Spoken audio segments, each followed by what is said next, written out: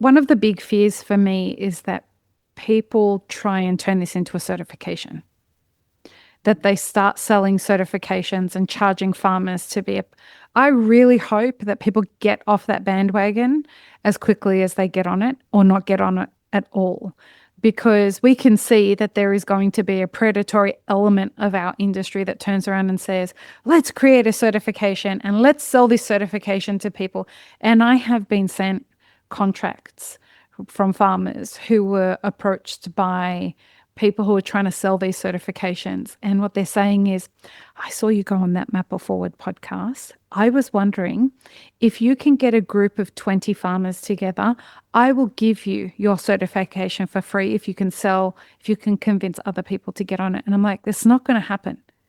Like, and this is, if this becomes successful, if regenerative becomes successful and resilient farming becomes successful, and I really hope it does, I hope that one thing that people do is turn away from certifications and say, we're going to build strong partnerships where we're working with our partners to be able to create the communication strategy that's needed to tell customers that this was done with regenerative practices. You don't need certifications. Go ahead, Lucie.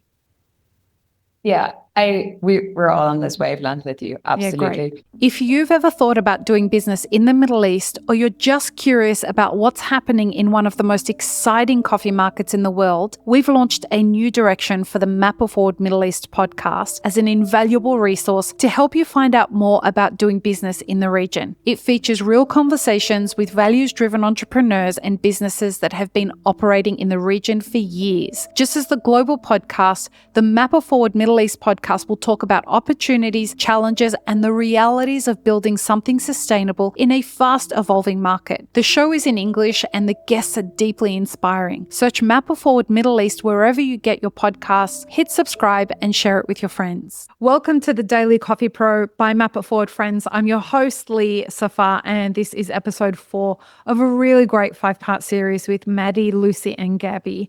We are talking about what does success look like for resilient coffee farming. And in this episode, we are actually addressing that question. What does success look like for resilient coffee farming?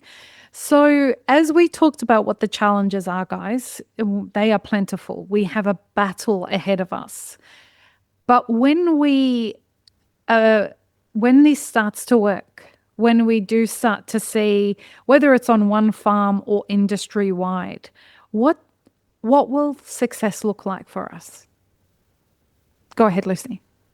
I think we should enter this episode understanding that success can look different for everybody, and it's on what your goals are. And we spoke a lot in this series now about mindset change, and we need to also, your mindset could be, my success is high yields, high productivity, income, but that might not be your overall success or your long-term vision, and that might not be what every farmer needs. And it's also not the most resilient of the approaches as well.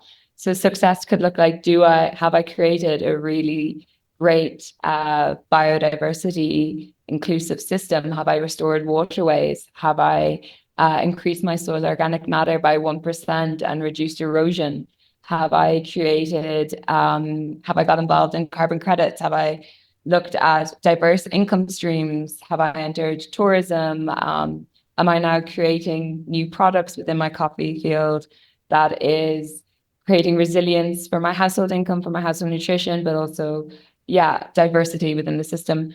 Or is my whole goal on quality, and does it taste really great? And am I making coffee that satisfies the specialty market? Or finally, what's my social inclusion? Is my success that I am involved in a cooperative, that I'm involved in an organization, that I'm empowering people, that I myself have been empowered? And I think these are all these different elements of success, and we can get into them now in more detail, but we have to change about success equals big win, big productivity in this. I think that's my personal opinion. Mm-hmm. Of course, a farmer needs to survive. And of course, like, income and fair pricing is mandatory in all of this. But yeah. I hope we shift the conversation from a farmer needs to survive to farmers should be thriving. If they're going to go to the effort of creating a resilient coffee farm, I want us to leave surviving in the past. I want this to be about thriving. Anyway, go ahead, Gabi. Yeah, I completely agree with you, Lee. And when we follow the journey of this series, and we've talked about a transition phase, challenges to transition, and what does that success look like? Mm-hmm. I feel like after a farmer really entered this journey of transitioning, and they're able to maintain steady yields, Mm-hmm. and know that their system reached a balance. I think this is a milestone. Maybe it's not their definition of success, but I believe it is definitely a milestone in entering this transition. And I can talk, from experience. Our experience in Brazil, we did meet a farmer that really took a plot that was conventionally managed and flipped it over to organic. And he really witnessed from 2021 up until now very negative yield effects of this transition. But this year is the first time that he's really seen the light at the end of the tunnel, Right. if we can put it in these words. And you can really see that after this year, his system has built so much resilience. And this is a very inspiring case to know that this works. Let me ask you something here, if that's okay.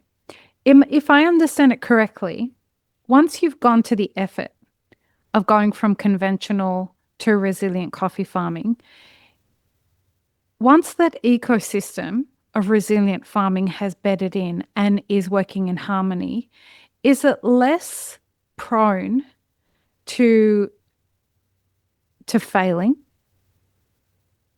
Is the strength more built into the system? Do you guys understand what I'm trying to badly articulate? Help me, somebody. I get what you mean, and I think it's part of this thing with resiliency that because it's different in every case, it's hard to describe. I think with agriculture, you're never going to be able to just walk away from your field and leave it, right? There's always going to be a degree of adaptation, and especially if we're talking in climate change, that can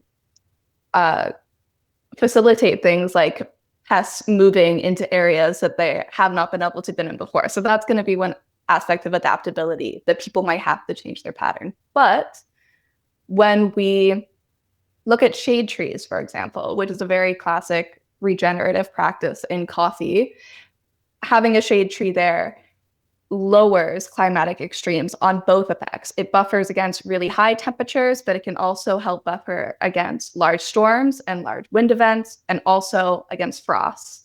So in terms of that, buffering those extremes on both sides and making it a little bit less volatile, even across years. There's been studies showing that regenerative and agroforestry plots have more consistent yields across years than conventional ones, right? And whether that, just highs and lows and big things, it's more of a consistent number. So that's how it can kind of help shift it so people maybe know a bit more year to year what they might expect. But of course, there's always shocks. It was really interesting when Angela came on the last time she was on, Angela Barrero, and she was saying how she was talking about coffee leaf rust and the role that biochar does in strengthening the soil. And she said, look, it's not that you don't get coffee leaf rust. It's that when you're working with regenerative agriculture and organic farming, it's that you accept that coffee leaf rust is everywhere. And instead of spraying, if you have stronger soil from the perspective of the microbes that are in there, there's a balance that allows the plant to survive with the leaf rust and still being able to produce fruit. And this is the kind of like strength that I'm talking about, right? Like you don't just rush to chemicals to try and restore the balance. You let the ecosystem find its own way to keep the balance. Because, yeah, am I explaining that correctly? Go ahead. Absolutely. And that's kind of what we were all kind of pointing at in this series, is that you're striving for this resiliency, this balance, this system to able to look after yourself, but that there's trade-offs with this as well. Yeah. So in this situation, they are accepting that there's going to be coffee leaf rust. That means, maybe their yield or productivity might be a little bit lower than if they had went in and sprayed everything. But what they have here is a system. They're trading off with that and understanding that they have created a better biological, a better ecosystem, a better nature-friendly system, while still continuing to produce a high level of coffee of high quality. And also next year. And then moving towards for the next year and having that integrity. I think it's also really important, integrity behind, I am producing this really specialty coffee. I am looking after my environment. I'm being responsible. And I'm holding that integrity behind what I'm doing. And then also the integrity of the person, the end user, to have integrity that I only want to drink coffee that comes from a system of honesty and responsibility. Go ahead, Gabi.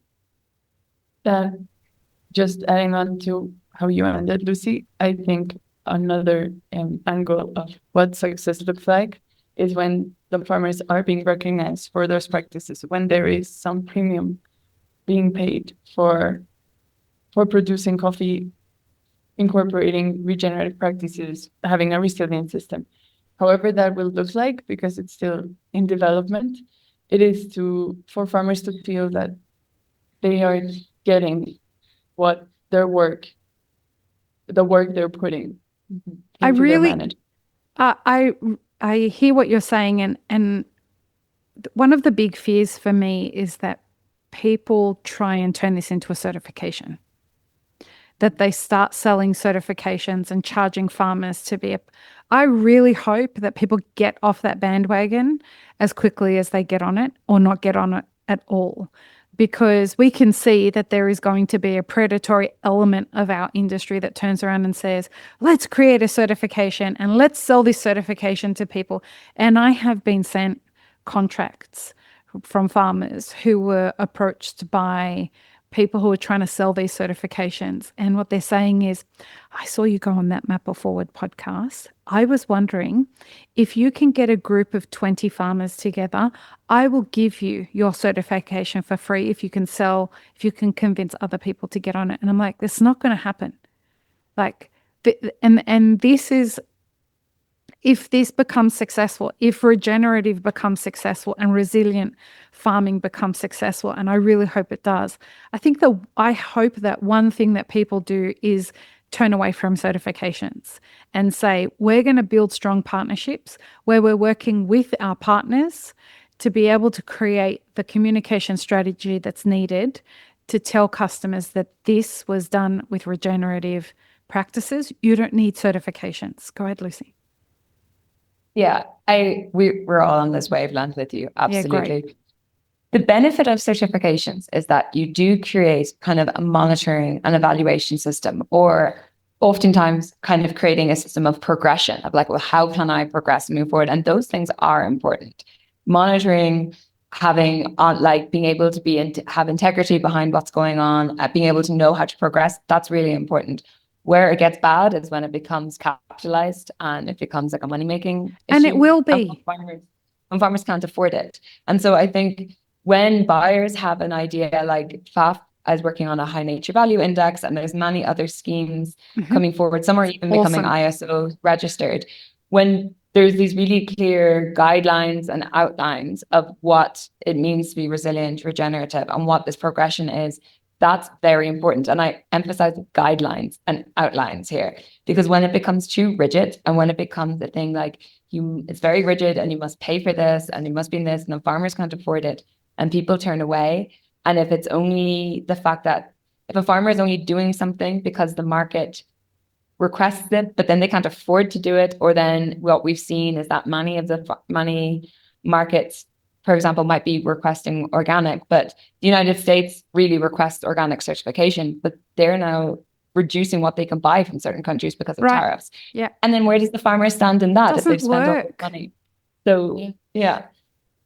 So this is where I'm going to fire Lucie up a little bit. We're going to talk about quality. Yeah, am I not fired up enough? Well, because when we talk, when we were doing the preliminary conversations, Lucie's like, I could talk all day about quality. So this success with regards to regenerative or resilient farming, it presents an issue with regards to the way that we look at quality, because let's go back to the coffee leaf rust example, right? If a resilient farm gets leaf rust, we may see a shift in the kind of quality that they're producing in a specific year compared to the year before. And so how do we marry this idea of successful resilient farming with the expectations of the other end of the supply chain around quality? Right. I mean, because fundamentally, so many hardline decisions get made about whether I buy or not based on the cup score. And we can talk all day about how great a coffee is and how the ESG is brilliant, but everyone's looking for that final cup score. I thought it was really interesting on the previous podcast that you made, this discussion on what is quality. And from a scientific point of view, like quality is something that can be reproduced every year in the exact same parameters. Whereas when we're working with a live product that's highly influential by nature, that's not guaranteed every year. And when buyers are like, I want the exact same coffee that I drank last year, and they want that in that cup, or they're not paying the same price, that's a really unreasonable and approach. arrogant. Yeah. I can say it, you don't have to say it. You know, it's coming. Quality, yeah, quality is very important, and quality in the cup is very important.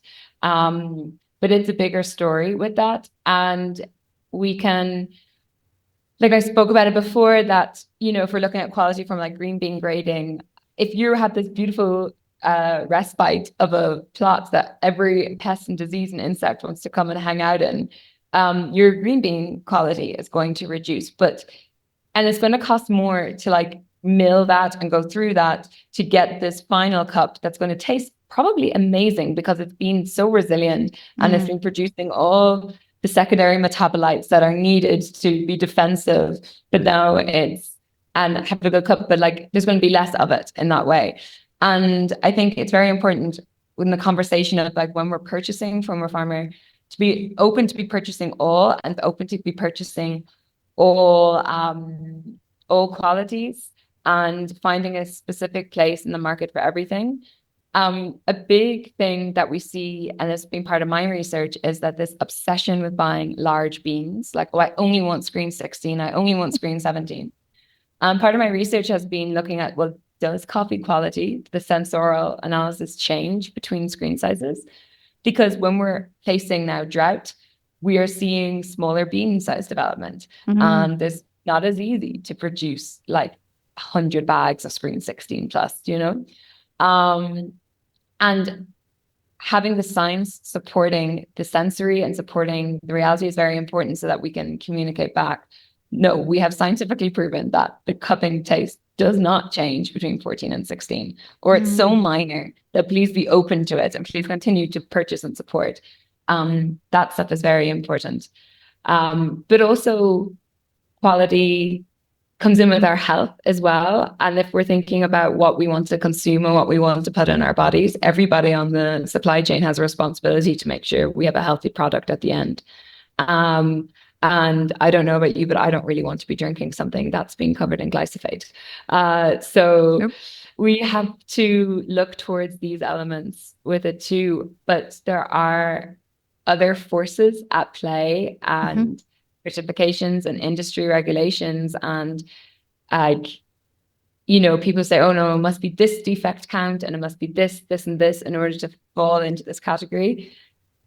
It's borderlining like just out of touch with reality. And it's something I've been struggling with as I've been writing my research on defining coffee quality.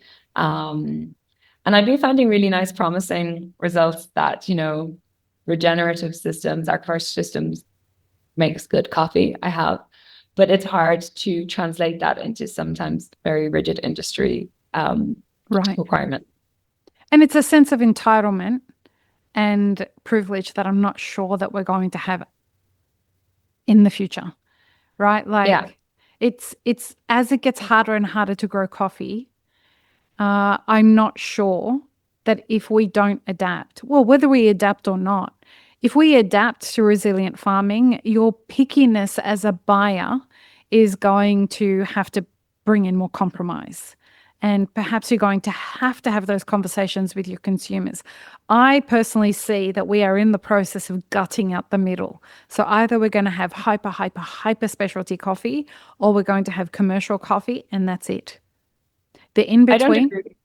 Okay. I don't agree. I think we can still have very good coffee. And I think we just need to be open as to what is very good coffee. Well, if you change the definition of what very good coffee is, then we can have everything considered very good coffee, right? Just go ahead, Gabi. Adding to that, because especially like what is very good coffee? Yeah. I think everything is so intertwined. So what we were seeing is based on the guidelines that are currently established on what is good coffee and what is bad coffee. They're not taking into account, for example, climate change, the climate change that's happening. So, for example, we had, when doing the green bean grading, there were many defect damages of malformation. But this is because of climate change, not because of the management of the farmer. So then having a high number of malformed beans will decrease their quality. But then it doesn't make sense. They're punishing the farmer for what the weather has done. Exactly. And if we're going to look at success in a way that it's going to be reflected with their quality, but they're being punished by climate change, but at the same time, they're incorporating practices to build resiliency to fight this climate change. It's like, it doesn't make sense. 1 + 1 = fish.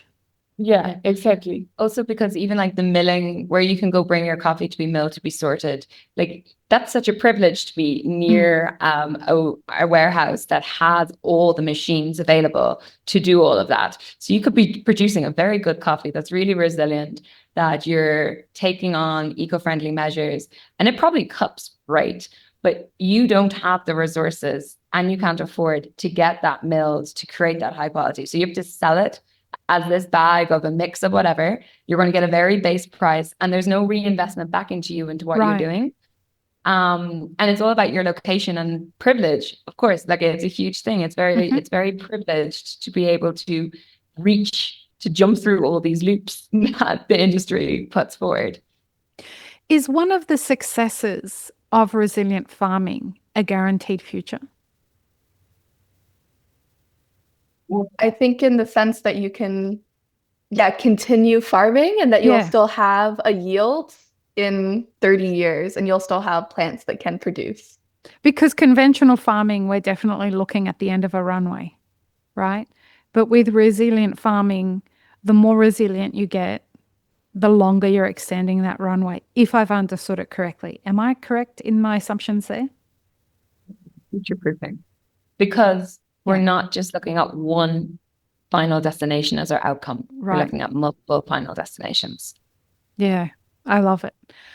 Okay, we've got one episode to go. And in that, we're going to talk about how you start the conversation about resilient farming. We touched on this earlier in the series, but we're going to go deep into that, because I think it's important for everybody across the supply chain and in the entire coffee ecosystem to be involved in being proactive in this now. And it's urgent. This is not something that you can put off till even next year, in my opinion.